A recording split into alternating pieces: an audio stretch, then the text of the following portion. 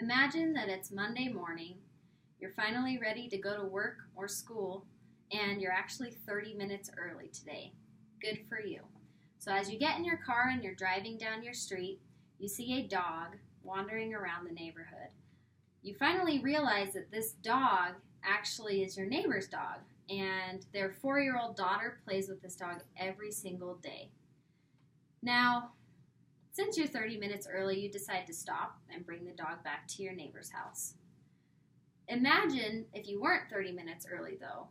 Would you still stop and bring the dog back to your neighbor's house? I have personally seen this happen in my neighborhood quite a few times. I've stopped, or sometimes I haven't stopped because I haven't had time.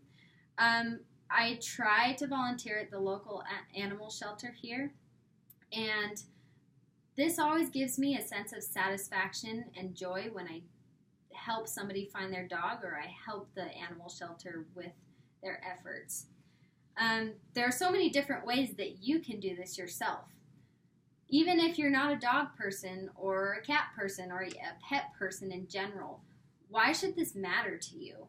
According to DoSomething.org, about only 1 in every 10 dogs that are born find a home.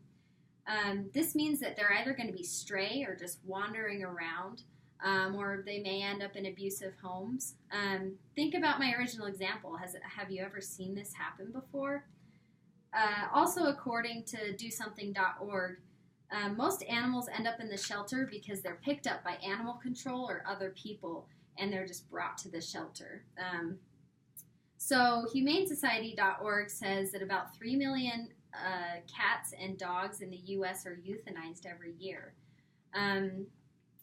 These, and according to them, about 80% of these animals are treatable or they are healthy as well. There's just no room for them.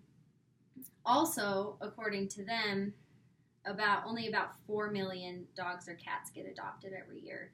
So there's kind of a 50-50 ratio there where a lot of animals, they are being adopted, but about the same amount are being euthanized. The amount of money spent by U.S. Humane Societies has been about $2.5 million per year.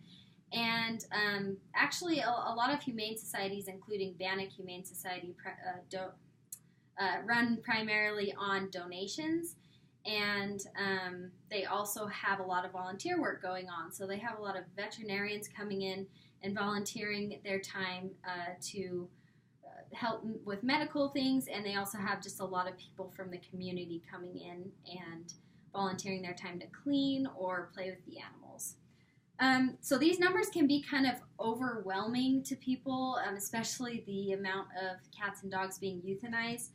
And it may seem like you can't personally spend a lot of time promoting or helping these efforts, but there are actually a lot of ways that you can become involved that may fit to your lifestyle. So first off, it's kind of obvious, just volunteer your time at the local animal shelter. Animal shelters aren't necessarily just a place for animals to be housed. They're also a place for animals to grow and be nurtured and maybe even live out the rest of their days or be born and find a new owner. So helping the shelter keep clean can greatly help these animals not only live a better life, but also it'll help so that they don't get ill. And additionally, just by playing with the animals or donating your time, you can greatly help them have a better life. And there are actually numerous adoption days that the Humane Society offers, and you can just go volunteer to maybe help fill out paperwork, or if you know a lot about animals, you can actually help people understand different animal behaviors and what might fit best for their lifestyle. Another thing you can do is obviously foster or adopt an animal from your local shelter. A lot of people are very particular about their dog breed. I personally am pretty particular about the type of dog that I have, just based on allergies and stuff like that. But DoSomething.org says that about 25% of dogs in local shelters are actually purebred. So you may find your perfect dog there and also save their life. Another thing that you can do is foster an animal. And this way, if you're not too sure, you're at least providing a home for this animal while still kind of trying it out, I guess. And somebody else could very well adopt the dog the very next day. You're just providing a stable and more nurturing environment than the animal shelter. You can also properly identify your pet if you have one. I'd say about 50% of the time that I find dogs wandering the streets, I don't see any identification. So even just providing a small tag with your name and address or phone number can greatly help these animal rescue efforts so that we're not filling up the shelters with animals that just need to be brought back to their homes. You can also donate your money if you can't donate your time. Even donations as small as $5 can greatly help the animal shelter.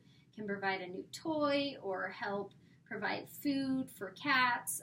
There's just so many uses for your money. If you don't know how to spend it, I'd say donate it to the local animal shelter. You don't have to be a pet person to be supportive of your local animal shelter. You can refer family and friends there. You can attend their events. They're mainly just looking for people to be there so that they have a reason to continue these events so that other people can find their animal. So now that you kind of know how to help these efforts, remember them, because guaranteed there will be a time in your life, whether it's tomorrow or a few years from now, that you will end up needing this information. Animal rescue efforts are kind of getting better, but they can still greatly be improved upon. Even if you're not a pet person, like I said, you could volunteer, you could foster an animal, you could attend events to help promote the Humane Society. Animals have caused and provided so much comfort and joy to so many individuals, either through service animals or just emotional support. And you can help promote this idea of animals being a good source of joy just by supporting the cause, doing your part to spread awareness. Many of my pets have been from the animal shelter in the past, and I can't think of any other way that I would have done it. I really appreciate the Bannock Humane Society efforts, and I think that you should too.